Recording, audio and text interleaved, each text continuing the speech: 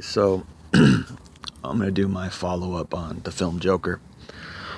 Sorry, my voice is a little raspy today, so you're gonna have to deal with that. But this is gonna be my follow-up on the film Joker.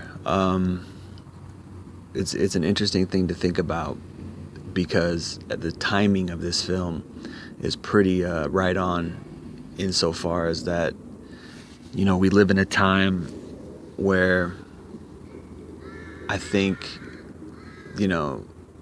what Joker went through, Arthur Fleck, I think is his name. Anyway, what he went through in that film is pretty important to what we're all going through in this day and age.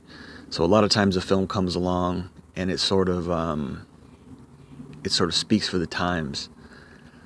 And life has always been hard. The world has always been hard, ever since the beginning of history. I mean, there's many reasons for that. But, we live in a time where things could be better, things could be a lot different. And it's easy for people to fall into that Joker mentality where everybody's against them and everybody, nobody respects them, and they're basically the omega males, right? So I didn't necessarily agree that the film was politically charged, like a lot of people are making it. Like Joker is this right-wing incel, and he's a single white male who lashes out against society, like they're trying to paint it. Like a lot of people on the left are trying to paint it. I don't get it. I didn't see that. I don't get into the film like that. I look at it more like it's an expose of everyone, of all of society, the right or the left, Democrat or Republican, liberal or conservative, any of it. It's a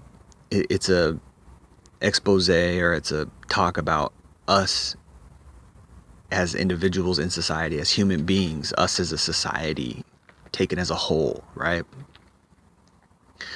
Joker is the quintessential omega male who goes crazy.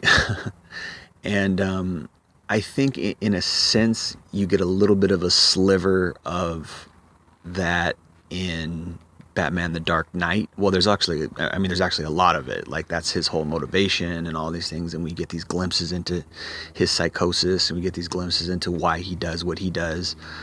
And there's a lot of truth to what he's talking about. There's a lot of, and I don't think that if that situation happened in reality, in real life, where he had the two boats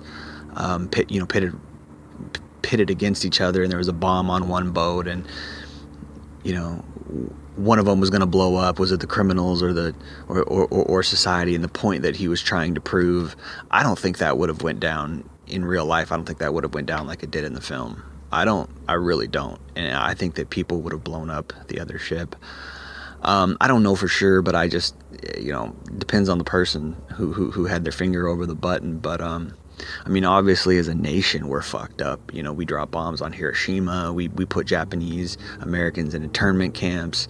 We had, the Red Scare, I think, where we even executed communists for being spies. And of course the whole Edward Snowden thing, how they wanted to put him in jail for just telling the truth about the NSA, and he had to deflect to Russia, where he's still at, and they still want to put him in jail. And it's crazy, but that's our government, right?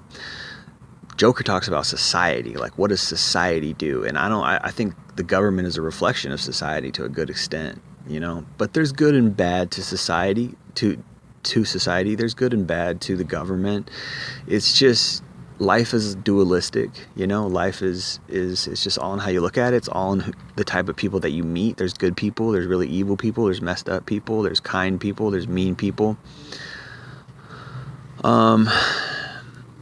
So the Joker film to me is like, I don't know, man. The Joker film is an interesting thing because he definitely is a depressed person. He lost his funding from the government, right?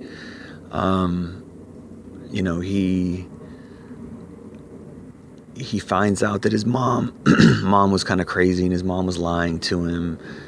He has delusions. He's delusional. So he's losing his. He's on like 8 different medications. He's trying to increase the strength of his medications and things like that. And So it's an interesting, you know, short film, into the mind of somebody who is losing their sanity, into the mind of somebody who's chronically depressed, into the mind of somebody who has a hard life. And there's a lot of people out there like that. There's a lot of people out there who are in the same shoes as Joker. So in a sense, it's like this is a fantastic movie in a sense, as far as like bringing light to those type of people, that those type of people are out there.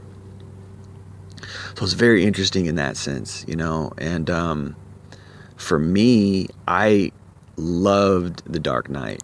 Still love The Dark Knight. It's a fantastic movie, one of the best movies ever made.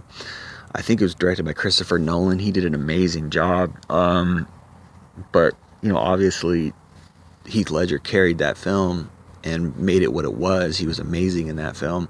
And I think that was one of the best individual acting performances I've ever seen in my life, if not the best. I mean, he was Joker. He was amazing. That was just amazing. And I know Heath Ledger was a good guy in real life. Like, he was a good person. And it's sad that he died the way he did. And I don't know exactly all that went on with him and his girlfriend or whatever. I know they had some struggles, and he had some things with his daughter and things like that, and he was taking different pills, and that just sucks that he died the way he did. But he was a good soul, and I think that good souls are rare these days, it seems like. It just seems that way. At least we don't know where they are. Where are they? Where are the good souls? I don't know. But he was a good soul, and it's interesting how he was able to channel that character and play it so well. But what I really loved about that film was that the Joker actually spoke a lot of truth, and there's certain times where you realize that the Joker was right. and it's like, that's really true. He was. The Joker was right about a lot of stuff that he said. They're only as good as you allow them to be, or they're only as good as society allows them to be, or whatever. It's like, that's so true. People are only as good as they can get away with. A lot of people, someone wise once said, character is what you are, character is what you are in the dark when nobody's looking. And I think that a lot of people don't pass that test. A lot of people don't pass that test of good character. A lot of people aren't really good people, and the Bible talks a lot about things like that. And the Bible really kind of shines a mirror on ourselves and what we are and our motives and things like that. Jesus in the Gospels, he really shines a lot of light. Now, do I agree with the answer? Do I agree, with losing the soul life and all that kind of stuff? That's where it gets muddy for me.